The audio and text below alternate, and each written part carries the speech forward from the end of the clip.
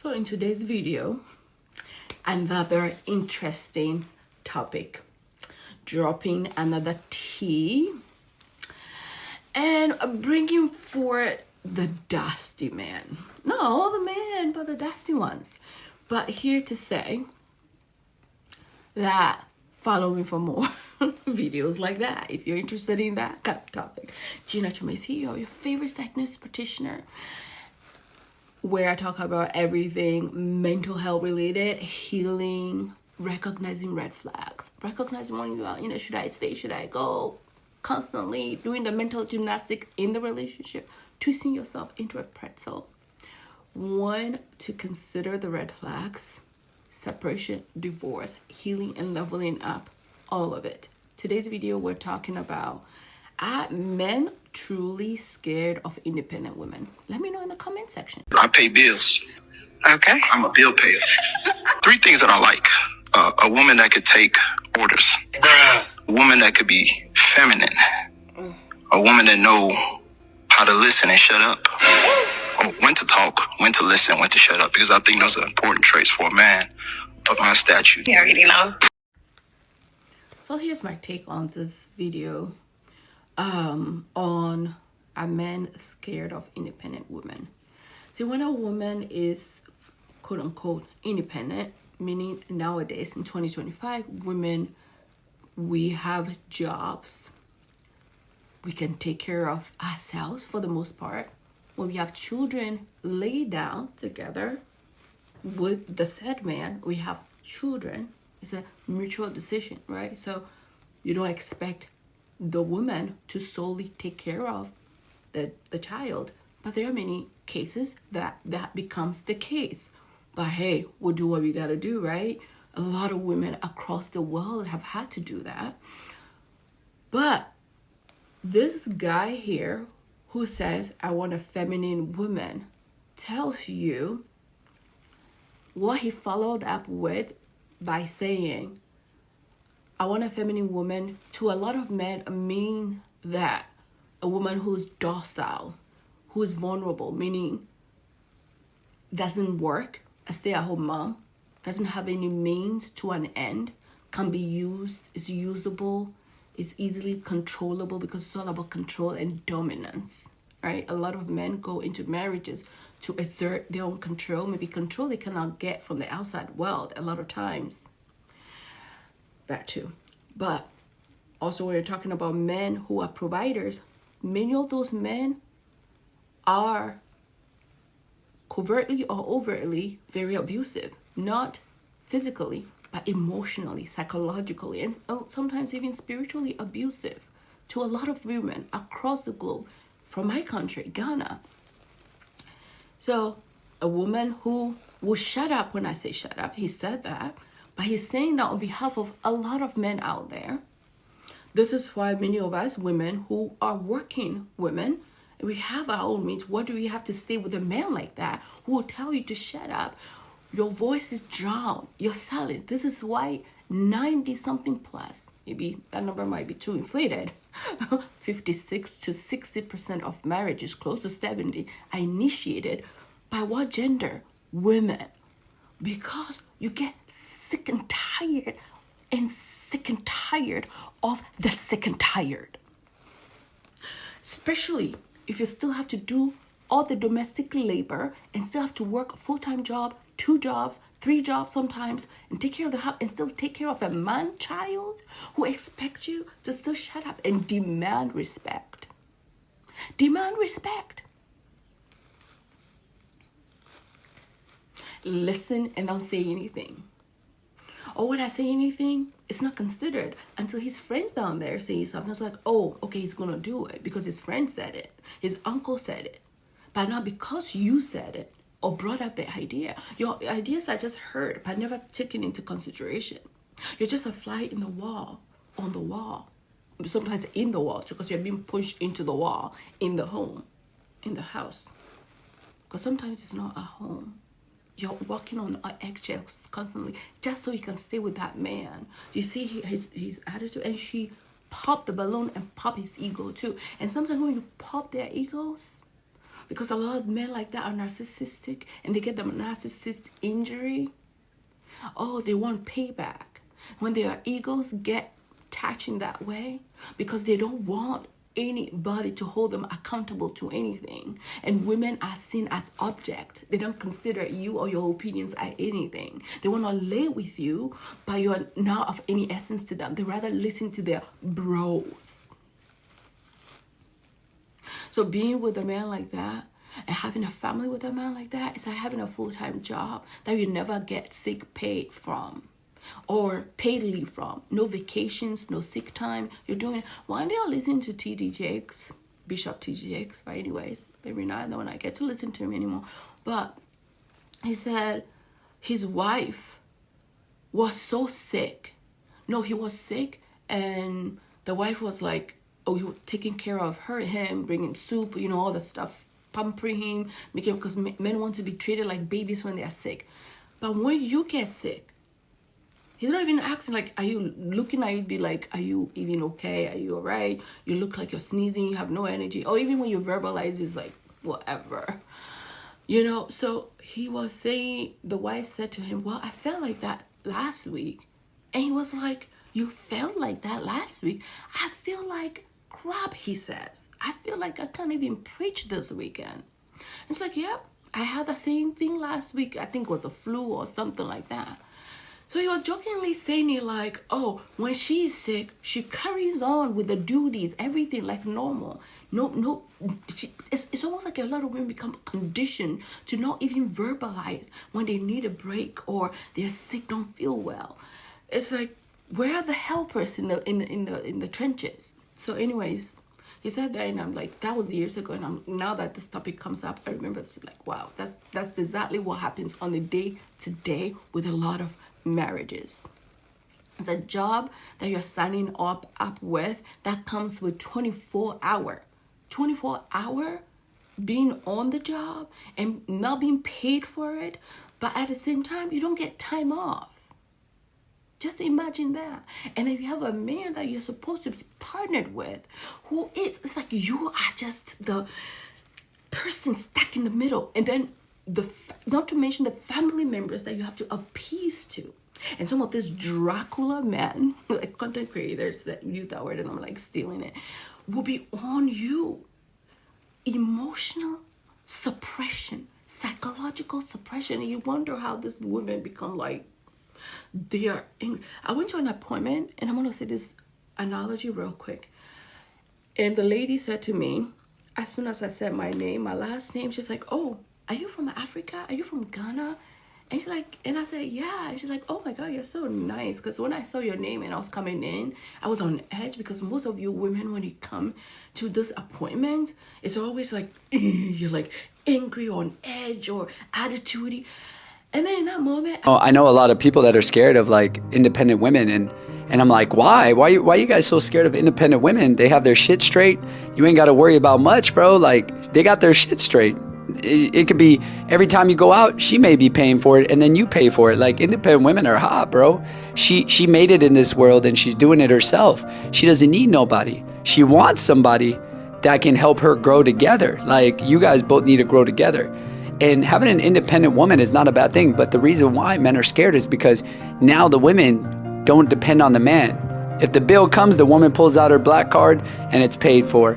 If there's a problem with her house, it's already taken care of. If there's a problem with her car, it's always taken care of. So the men get scared like, oh, she doesn't need me. Bro, she needs you.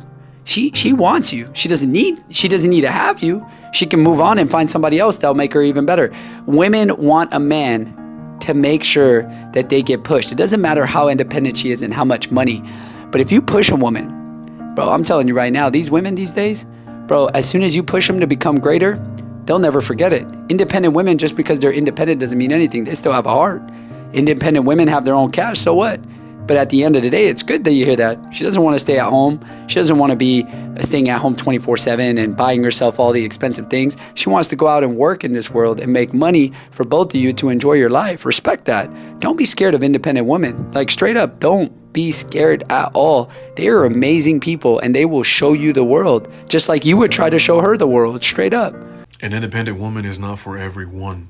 In fact, in some cases, an independent woman will actually intimidate another man. And that's primarily based on the fact that this woman does not need a man in her life. If a man is in her life for whatever reason, it's because she truly and authentically desires his presence around. And that's what exactly is the factor that is somewhat intimidating to a lot of men, because men all throughout history, we've always been needed for everything. A woman's education, a woman's bank account, a job, literally everything. Women have been entirely and solely dependent upon men. So now that women have more of their own autonomous rights and they have more liberation, they don't need men as much for many things that like they did back in the day at one point in the past.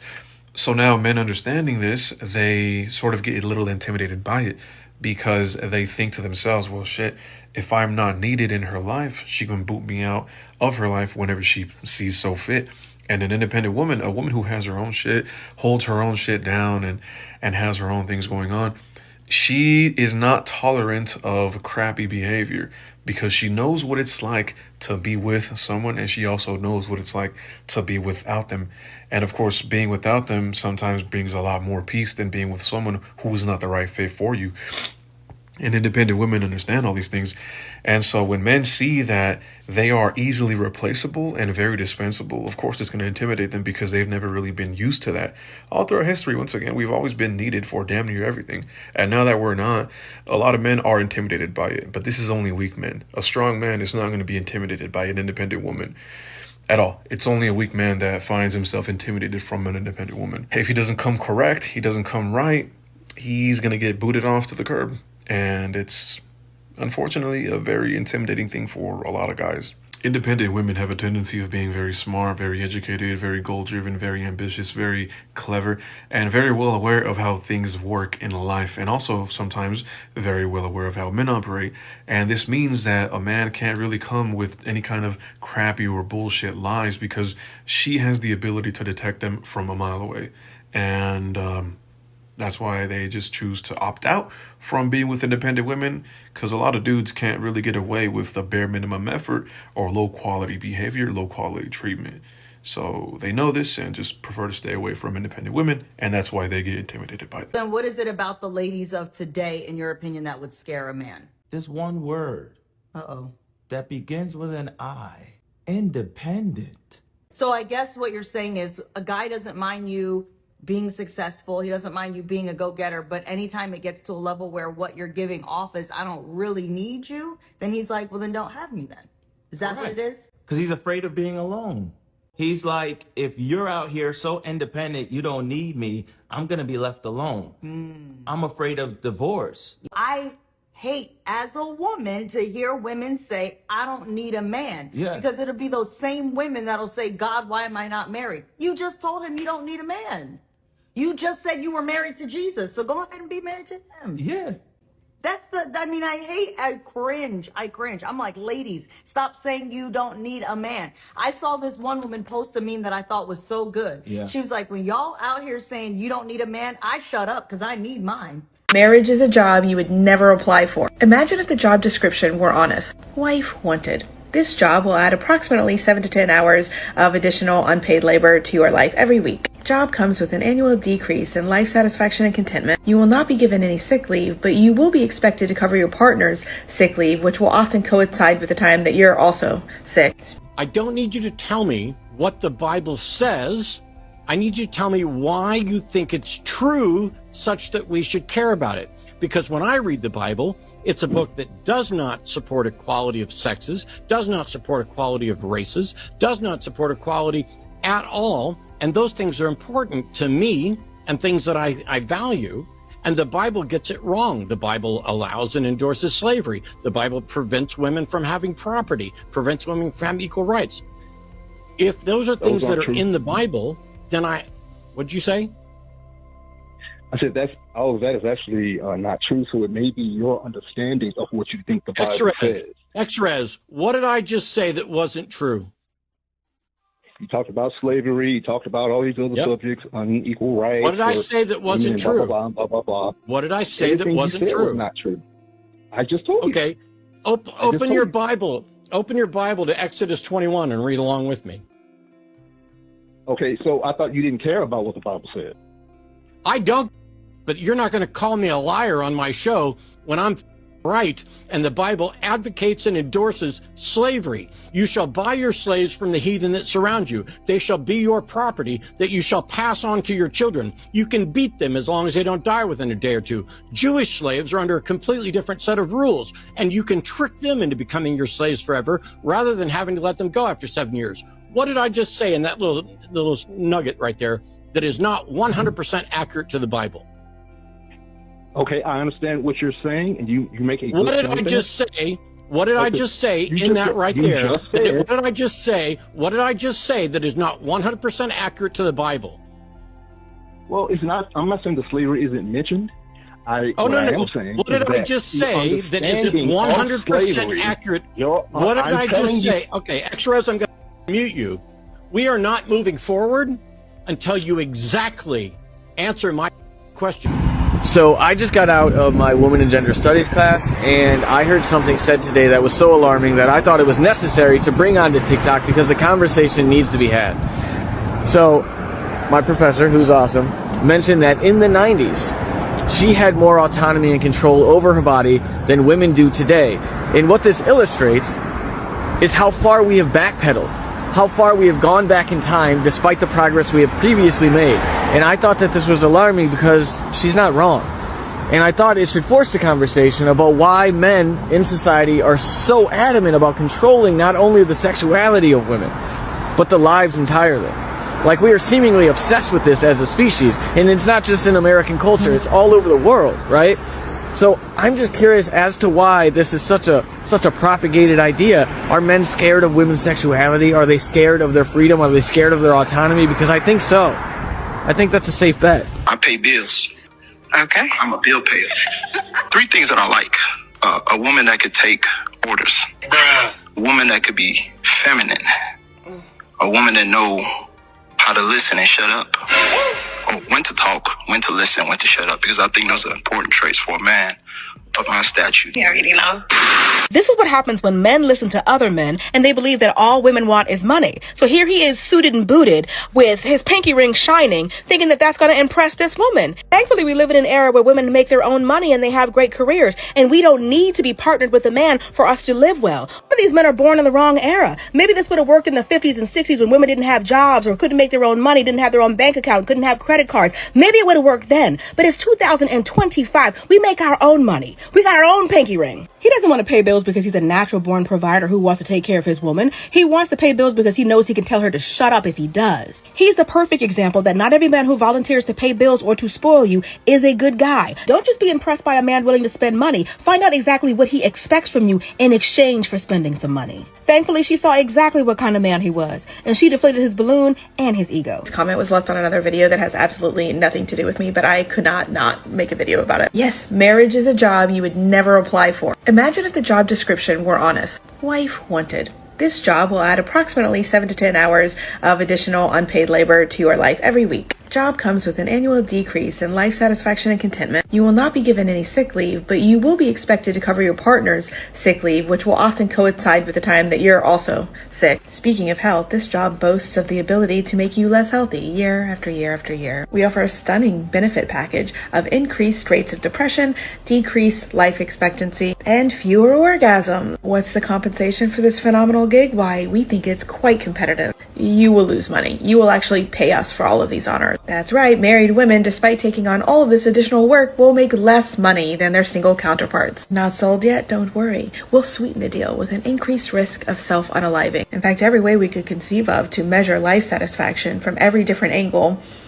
Yeah, your life will be worse post-marriage. But don't you worry, because most of them will end in divorce anyway, in a long, expensive, drawn-out, stressful court battle where your ex will very likely weaponize your own children against you, also that you can get the court's permission to break up with this person. But hey, like, weddings are real fun. You get to be the center of attention for a whole day. Probably the last day that you'll be the center of anyone's attention. So we'll make it real special. Might as well be a pre-funeral anyway, since marriage is likely to shorten your lifespan. And if you do get terminally ill, the statistical probability that he's going to leave you is not low. Hey, if it doesn't work out, you could just find somebody new and do it all over again. But you should probably look up second marriage failure rates because they're significantly higher than first. And don't even get me started on third marriage divorce rates. You might as well get divorced first. Anyway, congratulations. You have been picked. We have decided to extend you an offer for this position.